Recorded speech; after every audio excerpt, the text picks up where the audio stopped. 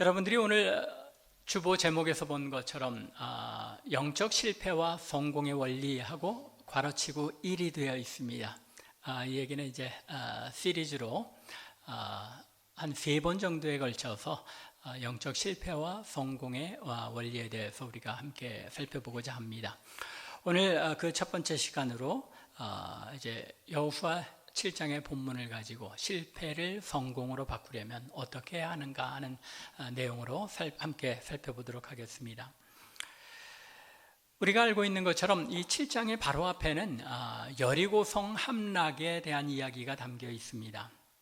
여리고성의 함락, 우리 모두가 잘 아는 것처럼 있을 수 없는 그러한 전쟁의 승리입니다. 이 세상의 그 어떤 전쟁의 역사를 살펴보아도 그 유래를 찾아볼 수 없는 그런 방식으로, 참 기이한 방식으로 얻은 승리입니다. 이스라엘 군대가 양강나팔을 든 7명의 제사장들과 또 언약궤를 앞세우고 엿새 동안 매일 하루 한 바퀴씩 여리고성을 돌았습니다. 그러다가 7째 날에는 7바퀴를 돌다가 7명의 제사장이 양강나팔을 길게 불자 온 백성이 함성을 지릅니다. 그리고 그 함성과 더불어 여리고성이 무너져 내렸습니다. 이건 전쟁이라고 할 수도 없는 그런 방식이죠. 전투 자체가 없었습니다. 그런데 전쟁이라고 말할 수도 없는 이 여리고성의 함락과 정복을 통하여 하나님께서는 가나안 정복 전쟁의 참된 의미를 우리에게 알려주시는 것입니다. 가나안 정복 전쟁은 하나님의 전쟁, 즉 하나님께서 당신의 백성들을 복주시기 위하여 아브라함과 맺으신 그 언약을 이루시기 위하여 친히 나서서 싸우시는 전쟁임을 알려주신 것입니다. 이 전쟁에서 하나님의 백성이 해야 할 일은 그저 믿음으로 순종하며 하나님께 모든 것을 맡기고 하나님께서 친히 모든 일을 이루시기를 기다려 보는 것밖에 없었습니다. 순종으로 우리가 나아가면 하나님께서 하나님의 일을 이루신다는 영적 원칙을 직접 실물 교육을 통해서 그들에게 또 오늘날 우리에게 알려주신 것입니다.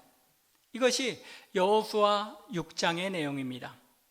그런데 이런 엄청난 승리를 맛보았던 이스라엘 백성들이 오늘 읽은 7장, 즉 여리고성 함락 직후에 전혀 예상치 못했던 상황에 부딪히게 됩니다.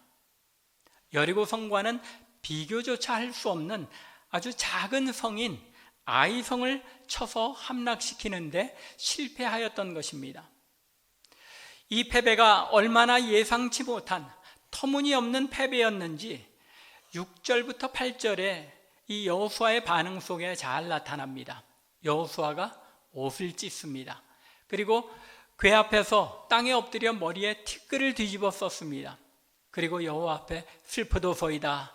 주여 어찌하여 이 백성들을 인도하여 요단을 건너게 하셔놓고는 우리를 아모리 사람의 손에 넘기려 하셨나이까 하며 슬퍼하며 주여 이스라엘이 그의 원수들 앞에서 돌아서게 되었사오니 이제 내가 무슨 말을 하오리까 하고 하나님 앞에 한탄을 합니다.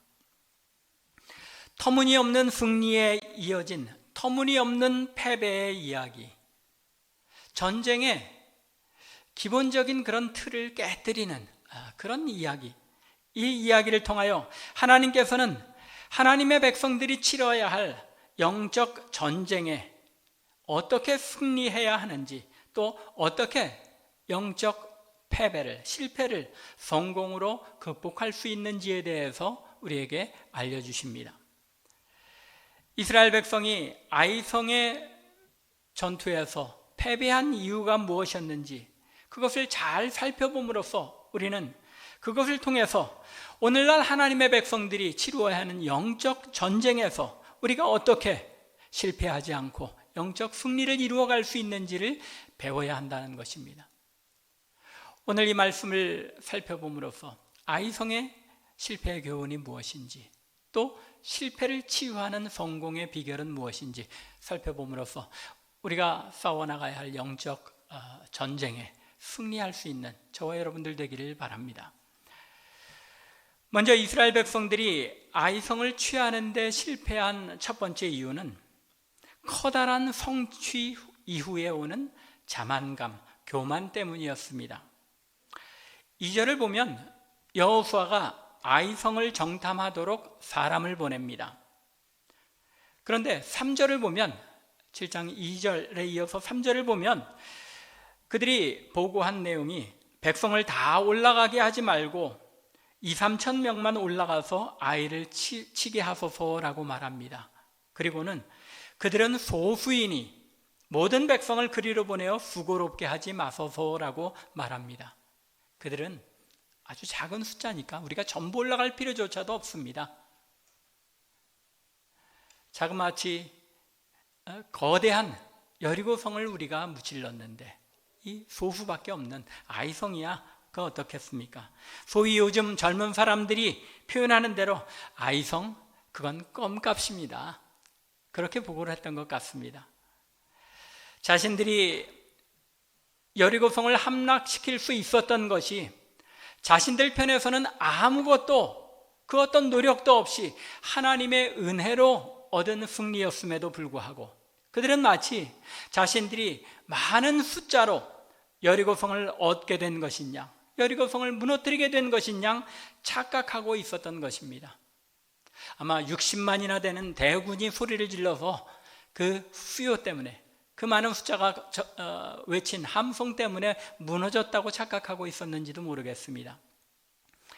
이러한 모습은 그들이 38년 전 가데스바네아에서 정탐꾼을 보내었을 때 그들의 보고에 대해서 반응했던 그들의 한 세대 위죠. 제1세대 이 이스라엘 백성들의 모습과는, 광야 백성들의 모습과는 정반대되는 모습이었습니다. 38년 전에 가데스바네아에서 정탐꾼을 보냈을 때 그 정탐꾼들은 그들은 장대한 자들이고 자신들은 그에 비하면 메뚜기와 같을 뿐이라며 자신들은 그들의 밥이라고 자신들을 비하하였습니다. 적에 대한 두려움이 자신을 축소하고 반면에 적을 과대평가했던 것입니다. 그런데 이제 여리고성을 함락하고 난 후에는 반대로 그들이 자만감에 빠져서 그들의 눈이 자만심에 빠져서 적들을 과소평가하려 하였던 것입니다.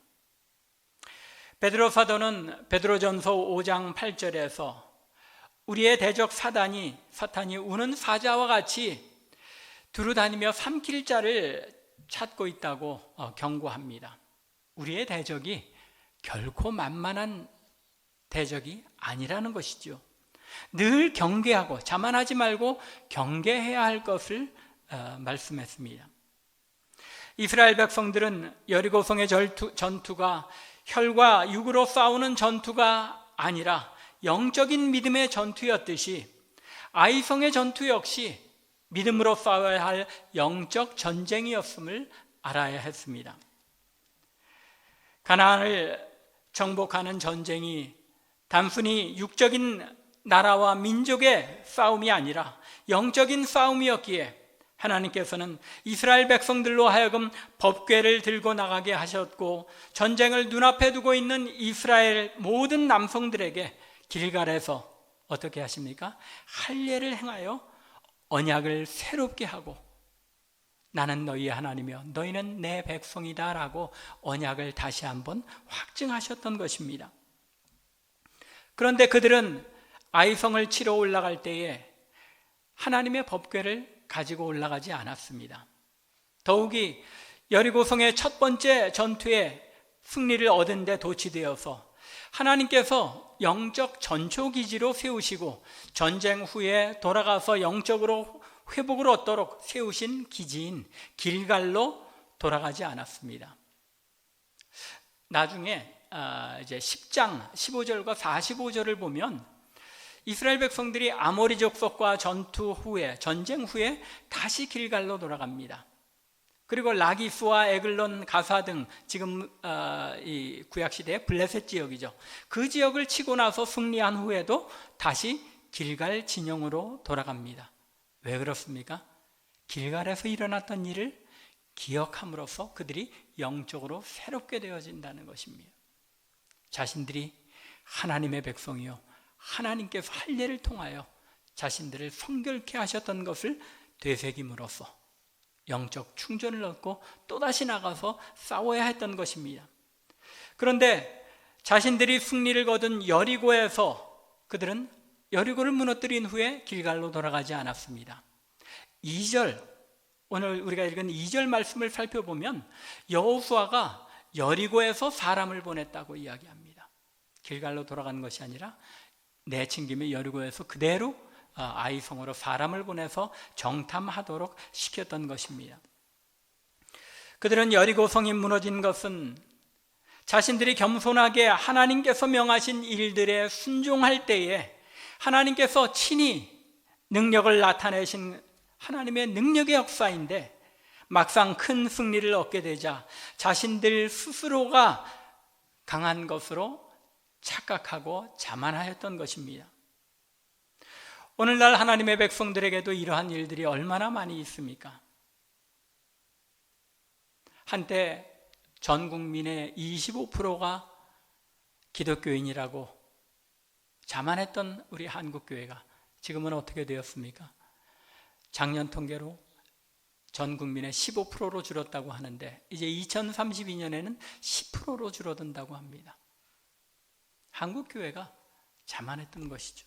또 많은 목회자들이 하나님의 은혜로 부흥했다고 말은 하지만 마음 깊은 곳에서는 자신의 목회 업적이 자신이 이룬 것이요 자신의 명예와 자신의 영광인 것으로 생각하는 경우가 얼마나 많이 있습니까? 그런 마음이 아니었다면 왜 그렇게 자신의 목회를 자기 자녀에게 물려주려는데 애쓰며 또 은퇴 후에도 교회를 자신의 마음대로 좌지우지하려는데 혈안이 되어 있느냐는 것입니다. 다 입으로는 하나님의 은혜로 우리가 여기까지 왔고 이렇게 이루었다고 하지만 그 안에는 자신의 교만, 자신의 자만이 가득해서 자신의 영광이요 자신이 이룬 것으로 착각하고 있었다는 것입니다. 그 결과가 오늘날 한국 교회의 쇠퇴로 나타나는 것임을 우리가 기억해야 합니다. 또 멀리 볼 것도 없이 우리들 자신도 어렵고 힘든 상황 가운데서는 하나님의 은혜가 아니면 설 수 없다고 찬양하면서도 뭔가 좀 잘 풀려서 잘 되는 것 같으면 그 모든 것이 자신의 능력과 노력으로 이룬 것처럼 자신의 것으로 삼을 때가 얼마나 많습니까? 이민 와서 하나님의 은혜로 이만큼 이루고 살았다고 말은 하지만 하나님께서 주신 것 하나님께 드리고 하나님의 은혜와 영광에 진심으로 감사를 돌리는데 인색할 때가 얼마나 많이 있습니까? 이것이 바로 이스라엘의 모습이었고 오늘날 우리의 모습이기에 하나님께서는 아이성의 실패를 통하여 이 사건 속에서 이스라엘만이 아니라 우리들 자신의 모습을 보여주시는 것입니다. 잠언 16장 18절에서 하나님께서 뭐라고 말씀하십니까? 교만은 패망의 선봉이요 거만한 마음은 넘어짐의 앞잡이라고 말씀하십니다. 그럼에도 불구하고 우리는 교만과 거만한 마음에서 벗어나지 못하는 것, 그게 우리의 현실적인 모습 아닙니까? 오늘 아이성의 실패의 모습은 교만한 우리들 자신의 모습을, 자만하고 있는 우리들 자신의 모습을 보여주는 것임을 잊지 말아야 합니다. 두 번째 실패의 원인, 그것은 불순종이었습니다. 사실 이제까지 말씀드린 첫 번째 실패의 원인인 자만, 교만은 문맥 속에 암시적으로만 나타나 있는 것이었습니다. 하지만 이 두 번째 실패의 원인은 이미 우리가 읽은 본문 1절과 11절에서 분명하게 언급되어 있습니다. 온전히 바친 물건으로 말미암아 범죄하였나니 또 이스라엘이 범죄하여 내가 그들에게 명한 나의 언약을 어겼으며, 이스라엘 백성들이 하나님께 불순종하고 하나님의 언약을 깨뜨렸다는 것입니다. 여리고를 점령하기 전부터 하나님께서는 여리고성을 취하게 되면 여리고성에 속한 그 모든 것에 대해 손도 대지 말라고 명하셨습니다. 읽지는 않았지만 6장 18절 말씀을 보면 너희는 온전히 바치고 그 바친 것 중에서 어떤 것이든지 취하여 너희가 이스라엘 진영으로 바치는 것이 되게 하여 고통을 당하게 되지 아니하도록 오직 너희는 그 바친 물건에 손대지 말라. 이건 나에게 바쳐진 것이니까 손대지 말라는 것입니다. 여리고성에 속한 물건에 손을 대면 이스라엘 진영으로 하나님께 바친 것이 되게 하여 너희가 고통을 당하게 된다고 경고하셨던 것입니다. 그런데 오늘 본문에 나타난 것처럼 아간이 시날산 외투 한 벌과 은 200세겔과 50세겔 되는 금덩이를 취하였습니다. 시날산 외투가 뭔데 이렇게 종종 구약 성경에 등장하나 궁금하실 듯합니다. 시날이라는 지역이 이 바벨론 지역이죠. 그 당시에 가장 문명이 발달한 지역이 바벨론입니다. 그 바벨론산 명품 외투인 겁니다. 그러니까 요즘으로 치자면 진짜 명품 중에 명품 외투를 훔쳤다고 보시면 될 것 같습니다. 아간은 상당히 그 지도자급에 속한 사람이었던 것 같습니다. 왜냐하면 7장 24절을 보면 아간은 소와 나귀와 양들을 많이 가지고 있었던 것 같습니다. 따라서 부와 권세를 어느 정도 가지고 있었던 지도자인 것으로 우리가 추정해 볼 수 있습니다. 또 여리고에서 탈취하여 숨긴 그 재물들이 많은 금과 은이었고 또 시날산 외투였던 것으로 보아야 여리고성에서도 굉장히 중요한 것, 부자 아니면 고급 관리의 집을 탈취했던 것을 우리가 추론해 볼 수 있습니다. 이처럼 지도자의 위치에 있던 인물이 하나님의 명령을 어기고 하나님의 것을 도적질하고 사취하였던 것입니다. 하나님께서는 6장 17절과 18절에서 여리고성과 그 가운데 있는 모든 것은 여호와께 온전히 바치라고 명하셨습니다. 아마도 그 이유는 여리고성이 이 요단강을 건너서 가나안 땅에서 치른 첫 번째 전쟁이었잖아요. 그런데 하나님께서 모든 첫 열매는 하나님의 것임을 이미 레위기에서 주장하셨죠. 가나안 정복 전쟁의 첫 열매인 여리고성의 그 모든 것들은 다 내 것이다 라고 선포하심으로써 하나님께서 무엇을 약속하신 것입니까? 앞으로 이루어질 가나안에서의 모든 전쟁은 다 내가 하는 전쟁이다 라고 선언하신 것입니다. 그런데 이 하나님의 선포를 무색하게 만든 것이 무엇입니까? 바로 아간의 죄악이었다는 것입니다. 백성의 지도자 중 한 사람이라고 할 수 있는 아간이 그러한 하나님의 명령에 불순종하여 하나님의 뜻을 깨뜨린 것입니다. 그는 하나님께서 모든 것을 보시고 또 모든 것을 꿰뚫어 아시는 분이심을 기억하지 못했던 것입니다. 속으로 생각하기에 수많은 백성들이 여리고성을 탈취하고 불태웠는데 그중 한 사람인 자기가 그것을 숨긴다 한들 뭐 그게 크게 대수겠는가 하고 생각했는지도 모르겠습니다. 나 하나쯤이야 그 많은 물건들 중에서 조금 없어진다고 누가 알겠어? 혹은 모르기는 몰라도 나만 그런 게 아니라 다들 그 탈취물을 조금씩은 in my pocket 숨기지 않았겠어? 라고 생각했는지도 모르겠습니다. 아간은 하나님의 것을 도적질하지 말아야 했습니다. 아간 한 사람의 죄가 온 이스라엘을 절망에 빠지게 한 것입니다. 이것이 언약의 원리입니다.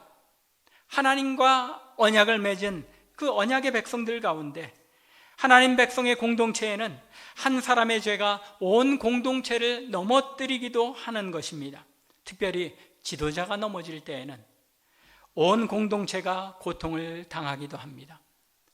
사도 바울이 말하는 것처럼 한 몸의 지체가 고통을 당하면 온 몸이 아플 수밖에 없는 것이 하나님 나라 백성의 공동체의 한 몸 된 원리이기 때문입니다.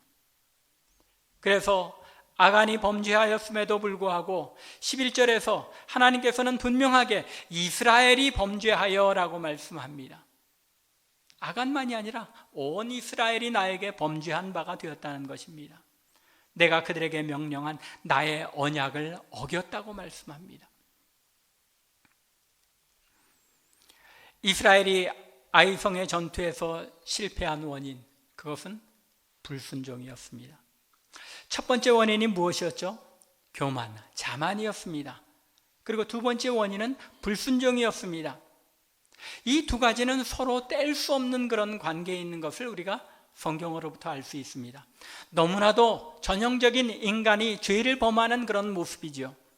아담과 하와의 죄악부터 시작해서 모든 죄악에는 그 근본에 교만한 마음, 자만심, 거기에서 출발하여 불순종이라는 행동으로 표출되는 것, 종착점으로 나타난다는 것을 알 수 있습니다.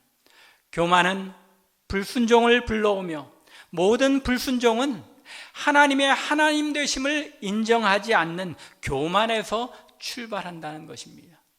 이 죄악의 원리를 우리 꼭 잊지 마시기 바랍니다. 우리의 죄악들은, 우리의 불순종은 무엇으로부터 나타나는 겁니까? 하나님의 절대적인 주권, 하나님께서 내 삶을 다스리신다는 이 하나님의 주권을 인정하지 않는 교만에서부터 불순종이 나타난다는 것입니다. 이스라엘은 이 자만과 불순종 때문에 하나님 앞에 영적 전쟁에 실패할 수밖에 없었습니다. 그러면 그 실패를 성공으로 바꾸려면 어떻게 해야 합니까? 13절부터 15절에서 하나님께서 분명하게 저들에게 명하시죠. 너희가 앞으로 가나안을 정복하는 전쟁에 승리하려면 너희 스스로 거룩하게 하라.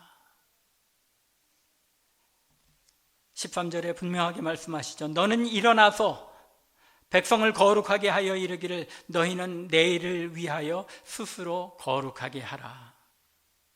그리고는 제비를 뽑아서 그 물건을 훔쳐간 자를 찾아서 그 재산과 자녀들까지 모두 돌로 치고 불사를 하고 14절과 15절에서 명령하십니다.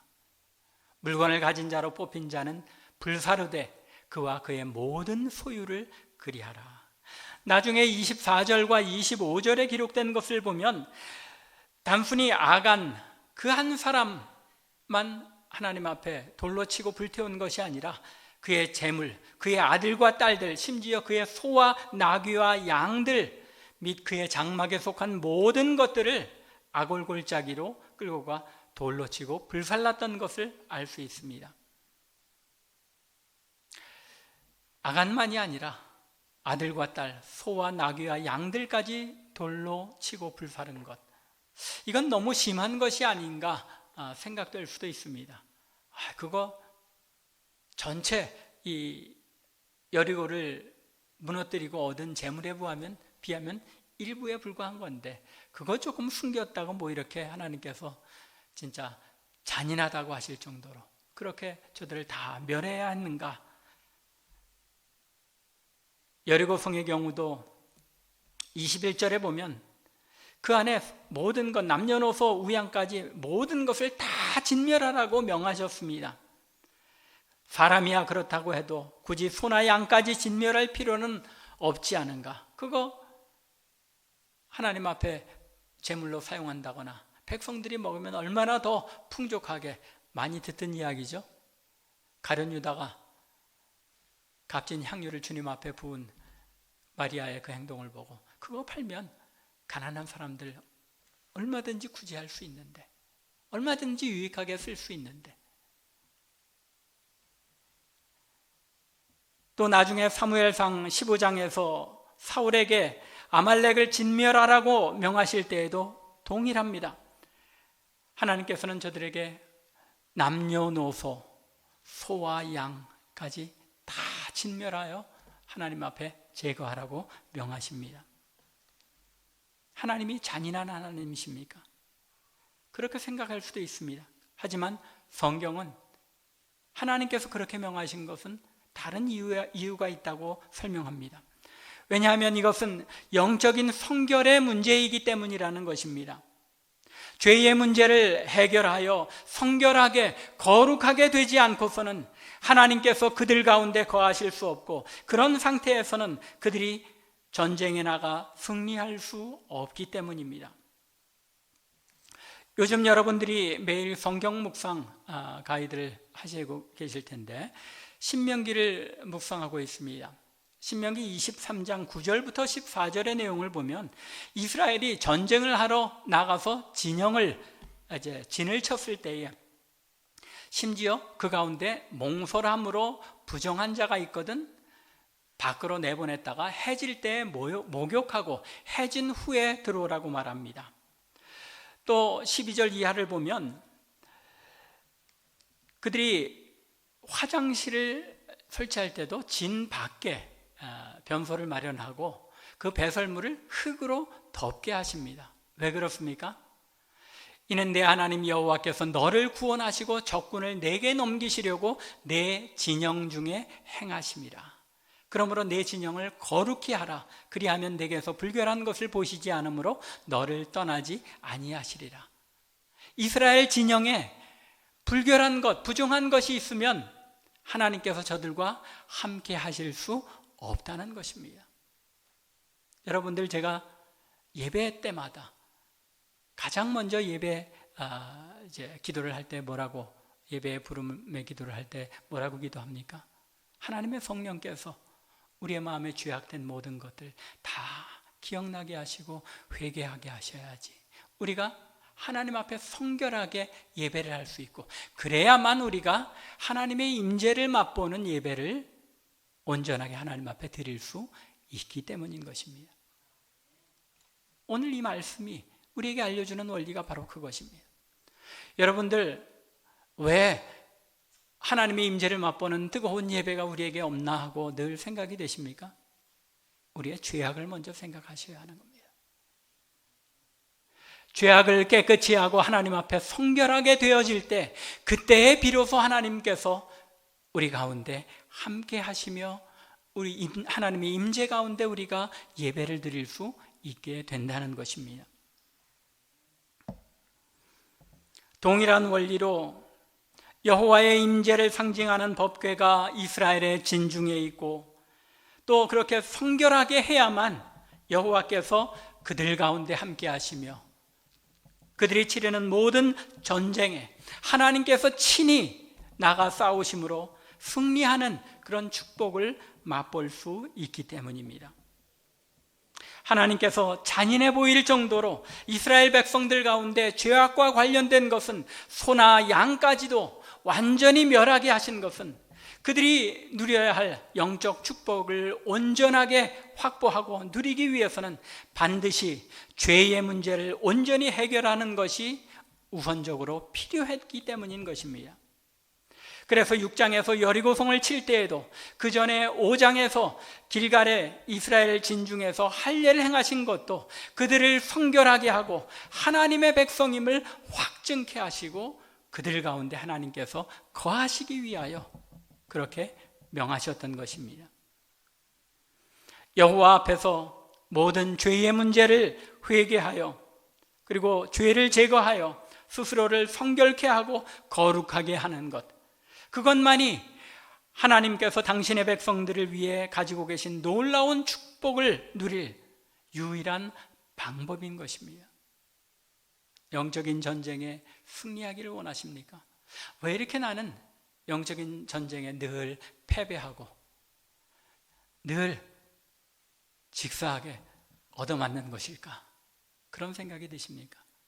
하나님 앞에 우리의 죄의 문제를 해결하고 성결하게 되어질 때 하나님께서 우리 가운데 친히 역사하심으로 우리는 영적 승리를 맛볼 수 있는 줄로 믿으시기 바랍니다.